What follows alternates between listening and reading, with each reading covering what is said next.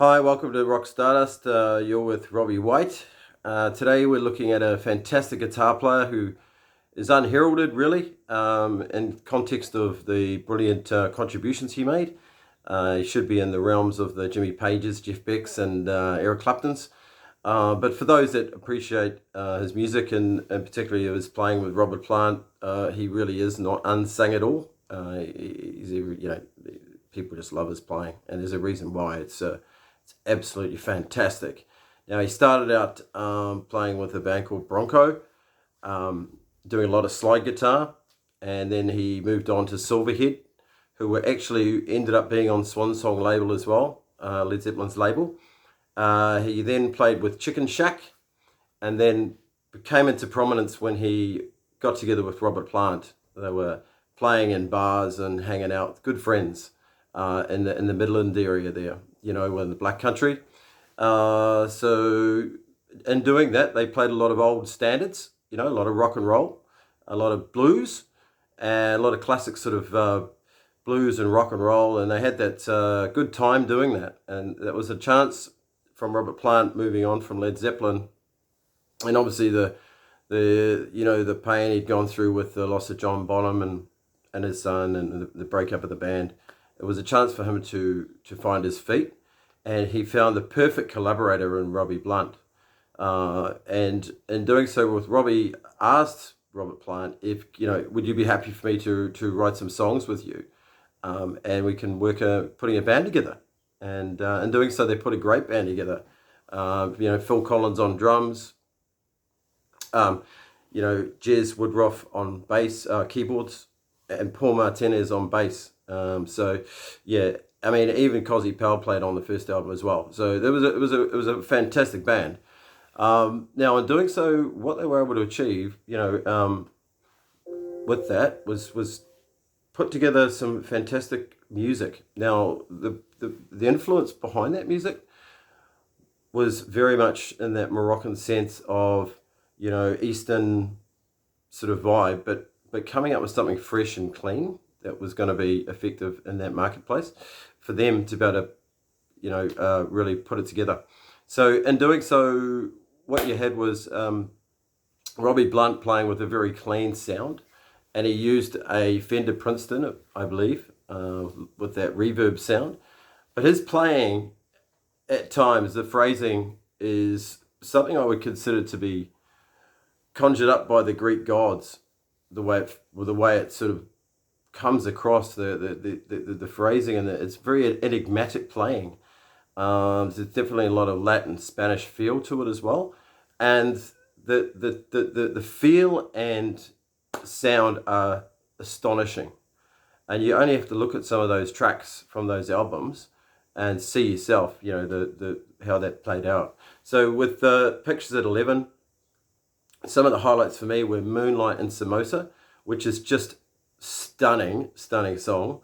I don't know how to define that, the Spanish flowing and the way the runs he plays in that Robbie's are just astonishing, and that feel it's got a sort of a Zeppelin-y feel to maybe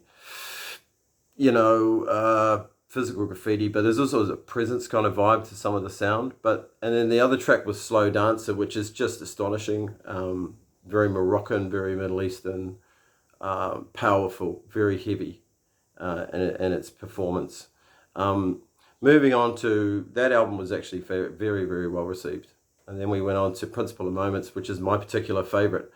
So you had Throw Down Your Arms, fantastic opener, some great playing, sort of reverse, repetitive riffs there that weren't too far removed from Page, but I believe Blunt was his own man, and in many respects a far more accurate, cleaner player, and very creative. So he's his own man. In the Mood, brilliant song. If you ever hear some live recordings of that, it is stunning the way it builds up with the atmospheric keyboards at the start, and it kicks in with the drums.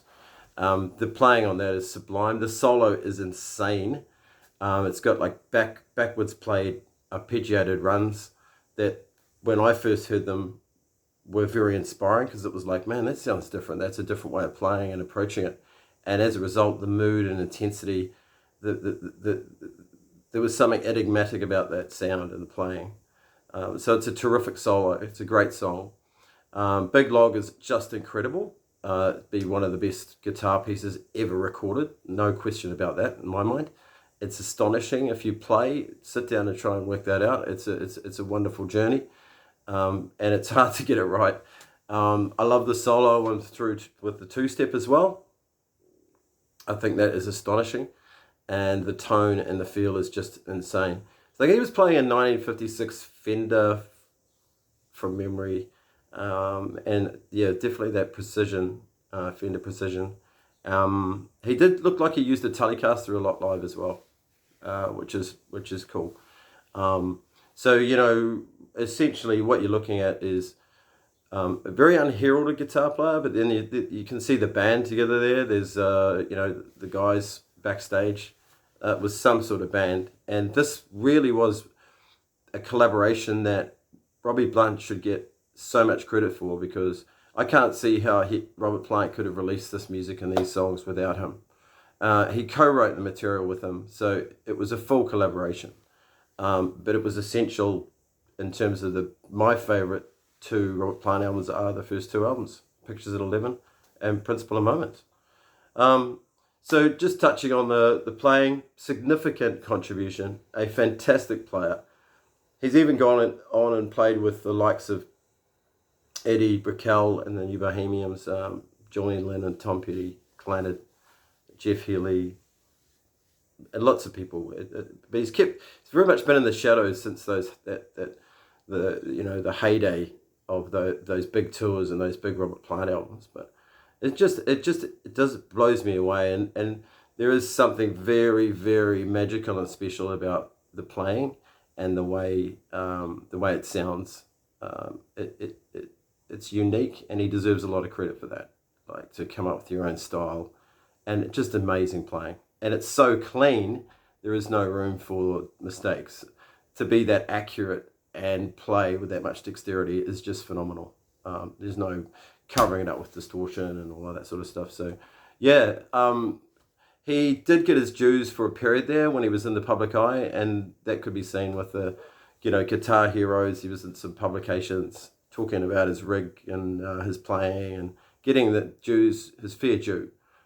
So that was fantastic. So we're trying to find some of those magazines. It'd be great to get some original copies. So but yeah, very much a little forgotten in many circles. When the great guitar players are referenced and we talk about lists, there's so many out there, he should be right in the mix and right up near the top in my mind. As a fantastic Strat player, great player, very versatile, and in my opinion, very underrated. And yeah, so check him out if you don't know too much about Robbie's playing. I highly recommend it. Go and dig out those Robert Plant albums and the other bands he played with, and just enjoy it. It's incredible. So thanks again, guys. If you like this kind of material, please like and subscribe. I really appreciate that. It helps the channel grow, and we'll see you around.